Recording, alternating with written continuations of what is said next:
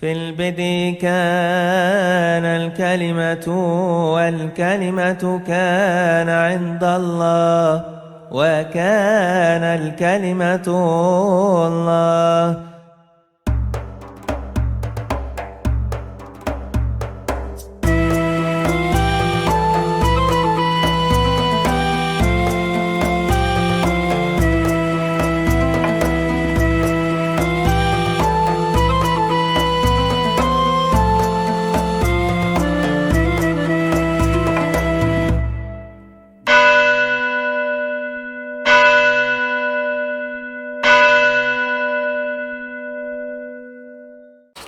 Pada waktu itu Philadelphia itu pernah terjadi gempa bumi. Lalu Kaisar Tiberius pernah memberikan kebijaksanaan untuk bebas pajak pada seluruh rakyat Philadelphia. Sehingga karena rasa terima kasih rakyat Philadelphia pada Kaisar Tiberius, mereka memberi nama baru Philadelphia itu dengan Neopolis, kota baru. Karena untuk memperingati nama Tiberius. Jadi pemberian nama itu penting. Terus aku akan memberikan nama baru. Itu ada kaitannya karena berubah nama itu. Sering perubahan nama itu karena kenapa disebut Philadelphia? Karena nama itu untuk mengabadikan kasihnya raja kepada adiknya. Salam alaihim bismillahirrahmanirrahim. Kemarin kita mengunjungi kota Philadelphia. Ada dua kota yang namanya Philadelphia yang berada di wilayah Yordania yang sekarang dikenal dengan kota aman, termasuk salah satu di antara 10 kota yang dinamakan Decapolis. Dan yang kemarin kita kunjungi adalah Philadelphia yang berada di wilayah Asia Kecil yang sekarang di Turki ini. Dan kitab Wahyu mencatat tentang 7 jemaat mula-mula, salah satu adalah Philadelphia, Smyrna, dan termasuk Efesus yang sekarang mau kita renungkan dalam renungan ini. Efesus adalah kota yang paling besar di antara kota-kota yang disebut sebagai jemaat-jemaat dalam kitab Wahyu yang 7 jumlahnya. Nah, apa yang terjadi di Efesus ini? Selain Efesus itu adalah kota terbesar di Asia Kecil waktu itu, kota yang memiliki reputasi internasional, reputasi intelektual, dan di antara 3 kota kuno pada zaman kuno yang memiliki perpustakaan terbesar itu adalah pertama Alexandria yang ada di Mesir. Kemudian yang kedua itu adalah Pergamus, ya, Bergama sekarang juga kita kunjungi dalam ziarah ini, dan Efesus. Kota Alexandria memiliki koleksi 400.000 buku. Kota Pergamus memiliki koleksi 200.000 buku dan Efesus memiliki 150.000 buku. Jadi selain tadi kita melihat itu ada agora atau pasar, kemudian gedung teater, dan salah satu yang penting itu adalah perpustakaan.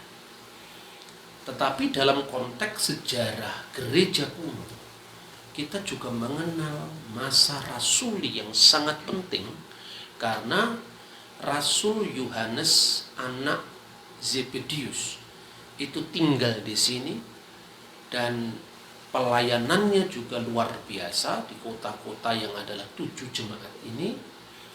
Beliau juga menulis Injil keempat di Efesus, begitu juga 3 surat-suratnya, yaitu surat 1, 2, dan 3 Yohanes. Sedangkan kitab Wahyu ditulisnya ketika beliau berada dalam pembuangan di Pulau Patmos. Nah, karena eksistensi Rasul Yohanes inilah satu dari 12 Rasul Yesus yang tidak mati syahid, tetapi mati dalam usia tua. Dan yang menandai pelayanan Rasul Yohanes adalah perlawanannya terhadap ajaran-ajaran sesat, khususnya kaum Gnostik yang waktu pada zamannya itu dipimpin oleh seorang ahlul bid'ah, ahli bidat yang namanya adalah Kerintus. Itulah salah satu penyebab kenapa surat-surat Yohanes ditulis dengan tekanan melawan ajaran Kerintus yang menjadi mbahnya atau cikal bakal di seluruh aliran Gnostik. Nah, saudara-saudara, ini berkaitan dengan kontroversi soal Natal. Banyak orang yang sering saya sebut sebagai kaum fundamentalisme biblikal. Jadi kalau tidak ada ayatnya dalam Alkitab eksplisit sebatas apa yang mereka pikirkan, itu dianggap tidak ada. Padahal tentu pikiran itu adalah pikiran yang sifatnya ahistori. Nah, saudara-saudara, perintah tentang Natal di mana dicatat dalam Alkitab?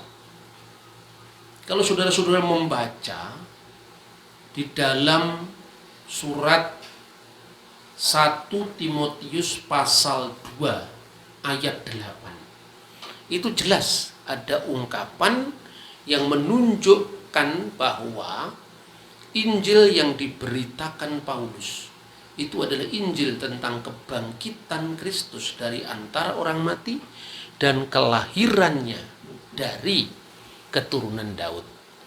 Ingatlah Yesus Kristus yang telah bangkit dari antara orang mati dan yang telah dilahirkan dari keturunan Daud.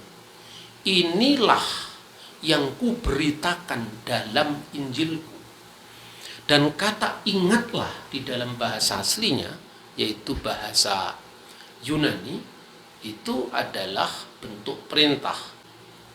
Ingatlah, mnemoneu, Yesu Kristu, tentang Yesus Kristus. Eki germenon, ek nekron, yang telah bangkit dari antara orang mati. Ekspermatos David, yang telah dilahirkan dari benih Daud. Kata euangelion mau, itulah yang kuberitakan dalam Injilku. Makanya Injil yang diberitakan Paulus itu adalah Injil tentang kebangkitan Kristus. Dalam hal ini adalah Paskahnya. Sebab kalau Yesus tidak dibangkitkan, maka sia-sialah pemberitaan kami dan sia-sialah iman kamu. Dan yang kedua adalah Injil tentang kelahirannya. Dan yang menarik bahwa kata yang diterjemahkan dengan ingatlah, itu adalah kata yang sama yang juga dipakai di dalam Injil Lukas yang menceritakan mengenai perjamuan malam yang dilakukan oleh Yesus bersama murid-muridnya. Dan Yesus mengatakan, perbuatlah ini menjadi peringatan akan aku. Menjadi anamnisin, menjadi peringatan. Dan itu akar katanya sama dengan ingatlah di dalam 2 Timotius pasal 2 ayat 8. Tauto poi ite istin emin anamnisin, ya. Perbuatlah ini menjadi peringatan akan daku.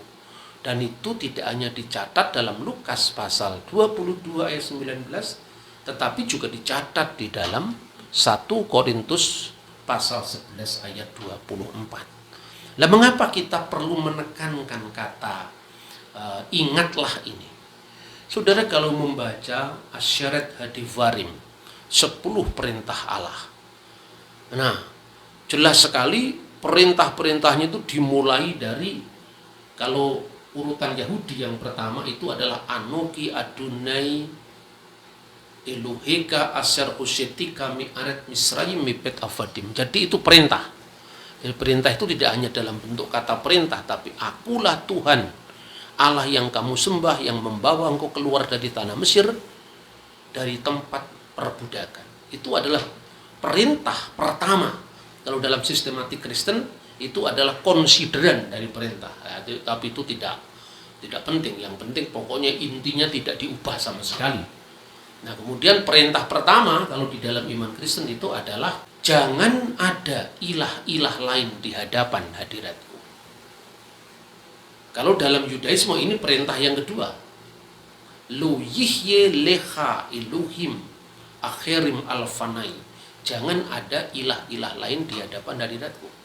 Kemudian perintah yang juga sangat penting adalah digunakan kata ingatlah, persis sama dengan apa yang Paulus gunakan di dalam 2 Timotius pasal 2 ayat 8. Ingatlah, dalam bahasa Ibrani zakor et yom hasabat lihadeso. Ingatlah akan hari Sabat dan kuduskanlah. Maksudnya ingatlah dan kuduskanlah hari Sabat. Karena itu sebetulnya perintah untuk mengingat Paskah dan mengingat Natal itu adalah perintah yang derajatnya tentu sama. Dan bukti bukan hanya sekedar tercatat di mana, kemudian kita berdebat soal gramatika, tetapi perjalanan gereja dari abad ke abad membuktikan hal itu. Gereja selalu merayakan Paskah Yesus, bukan lagi Paskah keluaran dari tanah Mesir, tapi Paskah kebangkitan Yesus. Tapi sekaligus juga sejak tahun 126, Paus Teleporos di Roma sudah merayakan Misa Malam Natal tanggal 24 Desember. Sekali lagi, jauh sebelum kultus Saturnalia tahun 274. Ini selalu saya ulang-ulang untuk melawan teori nderek bebek yang sekedar kwek tanpa telaah kritis langsung ikut. Makanya nderek bebek setiap tahun itu menjadi bulan salah paham. Nah, sepanjang abad gereja selalu memiliki kidung Paskah, Christos Anesti. Christos Anesti ek nekron tanaton patisas. Kristus telah bangkit, ek nekron tanaton, dari antara orang mati. Persis sama dengan teks yang disebutkan di dalam 2 Korintus pasal 11 ayat 24 tadi.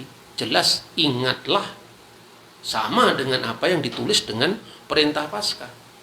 Kristus telah bangkit dari antara orang mati, dan itu dikidungkan di gereja Koptik, gereja Maronit, gereja Yunani Ortodok, gereja Roma Katolik. Saudara bisa bayangkan, Katolik sama Ortodok Yunani berpisah 1000 tahun, tapi tetap Kristus Anesti.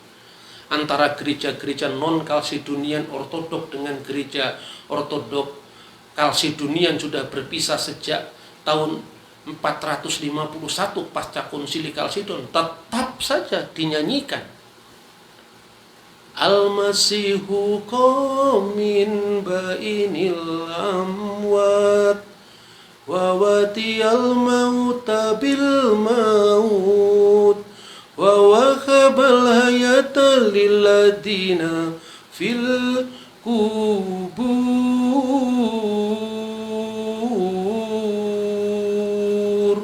Kristus telah bangkit dari antara orang mati.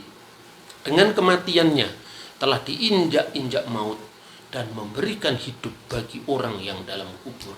Maksudnya kubur kematian. Begitu juga tekanan pada Kristus yang bangkit dari antara orang mati, Kristus yang ek nekron tanaton, itu sama pentingnya dengan Kristus yang ek spermatos David, yang dilahirkan dari keturunan Daud. Makanya wulidal masih, haleluya, wulidal masih, wulidal masih, wulidal masih, haleluya, haleluya, haleluya, haleluya. Mau itu dinyanyikan di gereja Ortodok, di gereja Katolik, di gereja Protestan, semua gereja merayakan itu. Sampai ujuk-ujuk datanglah teolog Jerman yang bernama Jablonski, yang kemudian bikin huru-hara yang melanda seluruh dunia manusia, bahwa dewa matahari yang namanya Sol Invictus telah diambil kelahirannya oleh gereja Katolik. Semua orang derek bebek percaya, tidak kritis sama sekali. Masya Allah, ini sesuatu hal yang memalukan dunia akademik. Tidak sepotong pun ada bukti bahwa Sol Invictus itu lahir 25 Desember kita. Percaya, saudara-saudara. Nah, yang kedua, siapa yang sesungguhnya pertama kali menyangkal Natal? Kalau di dunia modern, itu adalah Paul Ernest Jablonski. Tetapi di dunia kuno sudah ada yang pertama menyangkal realitas Natalnya Yesus. Siapakah dia kalau bukan Dajjal? Dajjal lah yang menentang Natal pertama kali. Loh, bagaimana logikanya? Kita harus melihat pertama secara etimologis, dan yang kedua secara teologis dan historis. Pertama secara etimologis. Kata Dajjal dalam bahasa Arab itu bukan vocabulary Islam, bukan. Al-Quran tidak menyebut kata Dajjal, dan kata Dajjal itu adanya di dalam hadis Rasulullah SAW. Tetapi kita tahu bahwa Nabi Muhammad itu lahir tahun 571, dan beliau ini sedo itu meninggal, maksudnya tahun 632. Dan kata Dajjal itu tentu muncul tidak di zaman Nabi Muhammad. Dan orang-orang Kristen juga tidak tahu ini kebanyakan. Mereka yang berasal dari tradisi barat, tradisi modern itu sama sekali nggak tahu. Kata Dajjal itu pinjaman dari bahasa Aramaik. Dan bahasa Aramaik itu adalah bahasa yang digunakan sehari-hari oleh Kanjeng Gusti Yesus Kristus. Dan itu tampak sekali dalam Alkitab yang ditulis dalam bahasa asli Kristus, yaitu Pesito atau Pesita. Nah, kata Dajjal itu berasal dari kata Dagala. Dagala itu maknanya ada dua. Yang pertama pseudo, artinya palsu, dan yang kedua itu anti, artinya melawan. Itulah sebabnya sekalipun Kristus berbicara sehari-hari di dalam bahasa Aramaik, namun demi menjangkau universalitas pewartaan Injil, Injil ditulis di dalam bahasa Yunani, dan dalam bahasa Yunani diterjemahkan dengan dua. Matius pasal 24 ayat 24 dan Markus pasal 13 ayat 22 menerjemahkan dengan pseudo Kristos, Kristus palsu, Al-Masih palsu.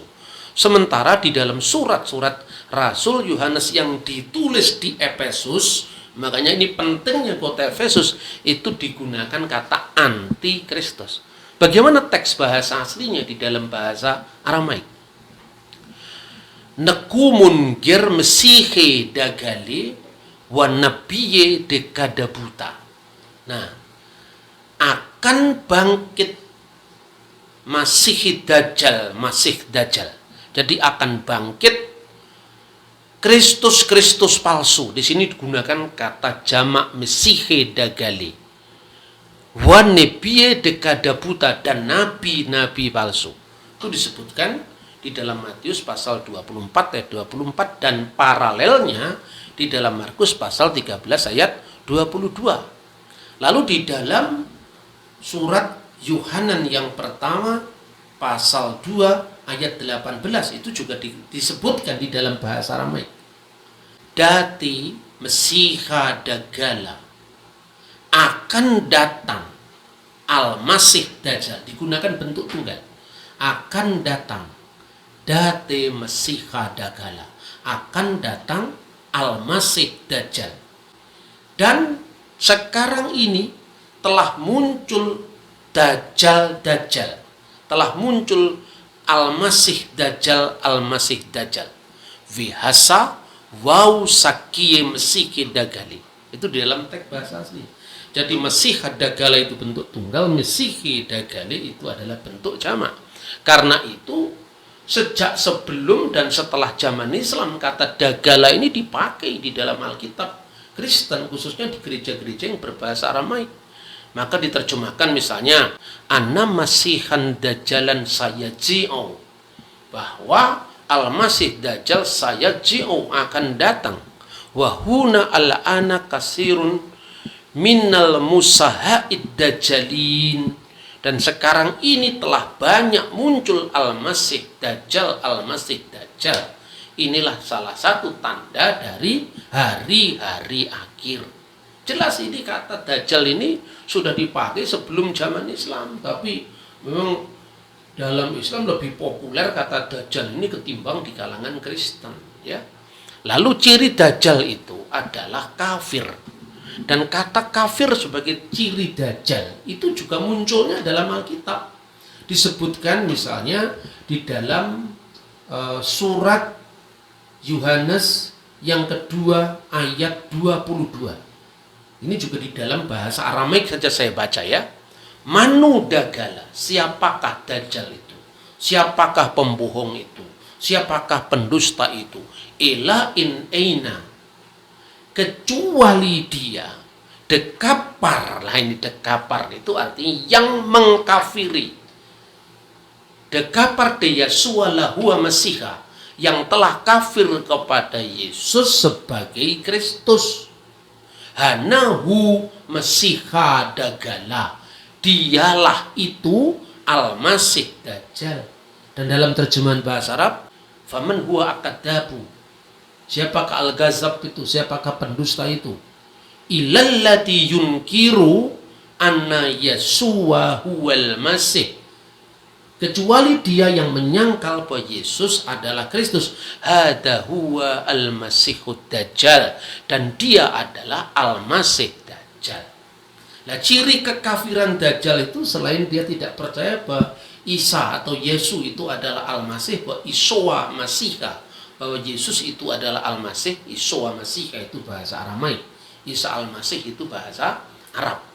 Cirinya ditulis oleh Rasul Yohanes di Efesus ini, yaitu di dalam suratnya 1 Yohanes pasal 4 ayat 2 dan 3, di mana ayat 3 itu jelas-jelas dikatakan setiap roh yang tidak mengakui Yesus telah datang sebagai manusia, ya, wa kul ruha, setiap roh dila maut dia de Yesus yang tidak percaya kepada Yesus, eta bibasar, yang telah datang sebagai basar, sebagai daging, ya, sebagai saks, ya, sebagai manusia dengan ciri-ciri kedagingannya yang lahir, yang hidup, yang kemudian mati, dan untuk kasus Yesus dibangkitkan kembali dari antara orang mati.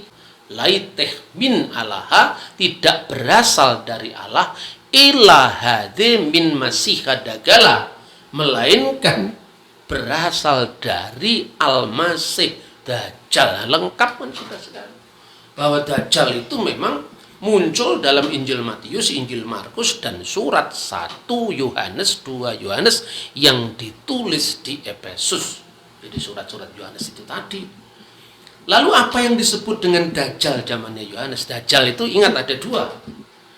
Dati Masiha Dagala, Al-Masih Dajjal, seorang sosok eskatologis yang akan datang pada akhir zaman, dan juga Vihasa Hawau Sakiye Mesih Dagali. Dan sekarang ini telah banyak muncul, banyak bangkit Dajjal-Dajjal atau Al-Masih Dajjal, Al-Masih Dajjal, yaitu mereka-mereka yang melawan ajaran Al-Masih. Dalam bentuk apa perlawanan terhadap ajaran Al-Masih? Dalam bentuk ajaran yang menyangkal realitas kemanusiaan Yesus. Padahal Rasul Yohanes jelas-jelas menegaskan Keholokos saks egin itu, dan firman itu telah menjadi daging, bahwa hadabar itu telah menjadi basar, bahwa milta itu telah menjadi basar, menjadi daging. Milta itu firman, firman telah menjadi daging, al-kalimatu sara jasadan, dan firman itu telah menjadi manusia. Karena penyangkalan firman itu menjadi daging pada zamannya Korintus, berkembang lagi pada abad-abad kemudian, pada zamannya Markion, nanti Basilides. Intinya pokoknya Yesus tidak pernah benar-benar jadi manusia, karena dia sangat dipengaruhi oleh filsafat Neoplatonisme, bahwa logos itu bukan theos dan bukan antropos. Logos itu bukan Allah dan bukan bagian dari kosmos, bagian dari alam semesta. Maka dia bukan manusia. Sebab perbedaan antara logos dalam filsafat Yunani dan logos dalam Injil Yohanes itu bertolak belakang, bagaikan siang dan malam. Dalam filsafat Yunani, logos itu entitas pengantara yang bukan Allah dan bukan manusia. Di dalam Injil Yohanes jelas-jelas ditegaskan, en arki in hulogos ke hulogos in prostontion ke theos in hulogos. Pada mulanya adalah firman, dan firman itu bersama-sama dengan Allah, dan firman itu adalah Allah. Pada pihak lain juga ditegaskan, ke hulogos sax eginito, dan firman itu menjadi manusia. Jadi bertolak belakang bagaikan siang dan malam. Jadi logos di dalam filsafat Yunani itu bukan Allah, bukan manusia. Antara, baina, dia bukan Allah, bukan manusia. Dalam iman Kristen, logos itu adalah Allah sendiri, dan pada pihak lain logos itu adalah manusia. Inilah yang melatar belakangi apa yang dikatakan oleh muridnya Yohanes sendiri, muridnya Petrus sendiri, yaitu Ignatius dari Antioquia, bahwa yang pertama itu keluar dari Maryam, yang kedua keluar dari Allah. Yesus yang keluar dari Bunda Maria, yang ek Marias, itu kemanusiaan Yesus yang dikenal dengan Al-Masih ibnu Maryam, Al-Masih putra Maryam. Tapi di pihak lain ek theos, itu artinya firman Allah yang keluar dari wujud Allah.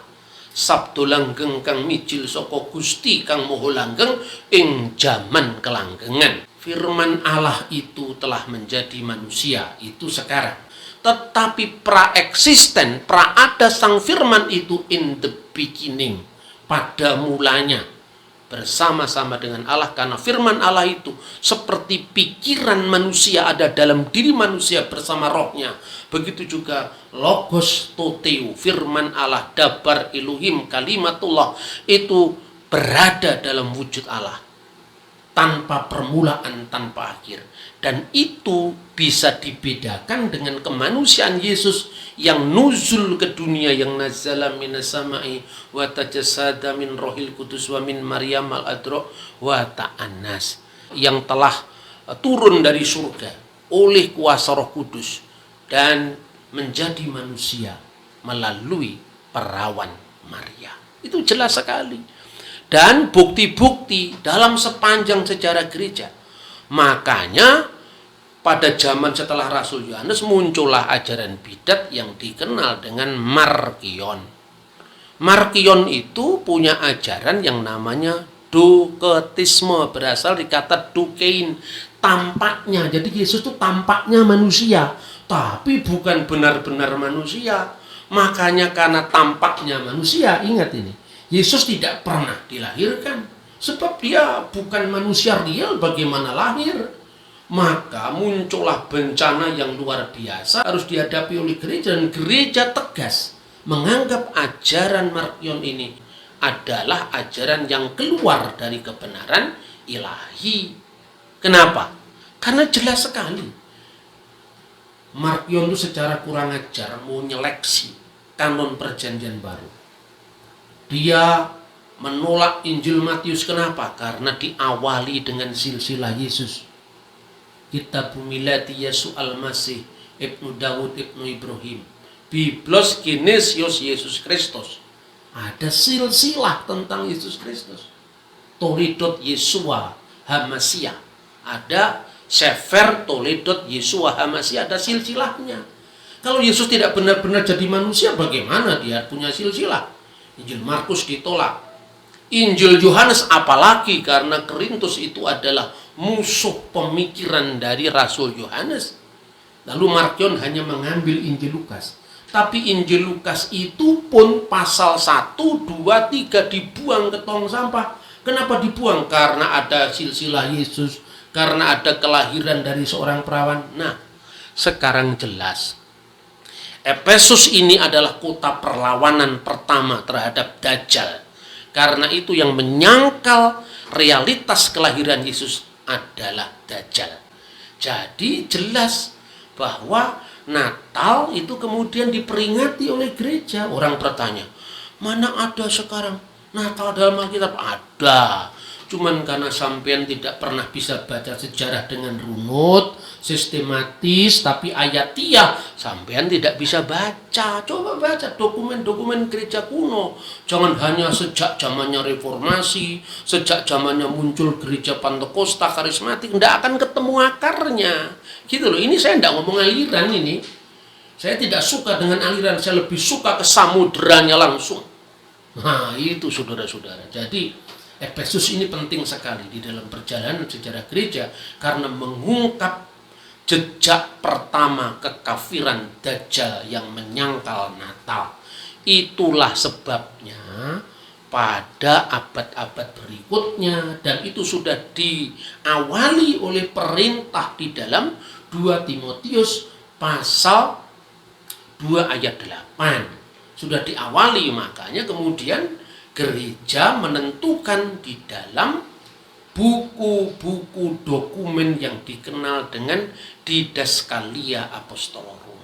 Nah, fundamentalisme lagi gugat. Di dalam Taurat yang ada cuman ada 7 perayaan, tidak ada itu perayaan yang lain. Anda juga baca tidak lengkap, itu lebih Yahudi ketimbang orang Yahudi. Coba itu baca di Yohanes pasal 10 ayat 22. Yesus datang merayakan perayaan penahbisan bait suci. Sampai hari ini kita bisa melihat kaki Dian Hanukiah yang bercabang 9 itu. Dan di mana sekarang perayaan Hanukah itu diinstruksikan dalam Taurat? Tidak ada. Karena itu terjadi pada masa intertestamental. Toh Yesus merayakan Hanukah. Nah sekarang kalau Hanukah itu adalah perayaan penahbisan bait Allah yang fisik, bangunan manusia yang bisa dihancurkan oleh Jenderal Titus.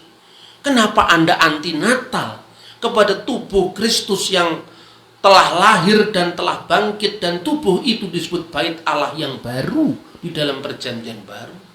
Makanya marilah kita kembali pada suksesio apostolik dari zaman para rasul. Awasilah ajaranmu supaya kamu tidak disesatkan oleh dajjal-dajjal modern. Tuhan memberkati kita. Shalom alaikum. Bishem Hamashiach.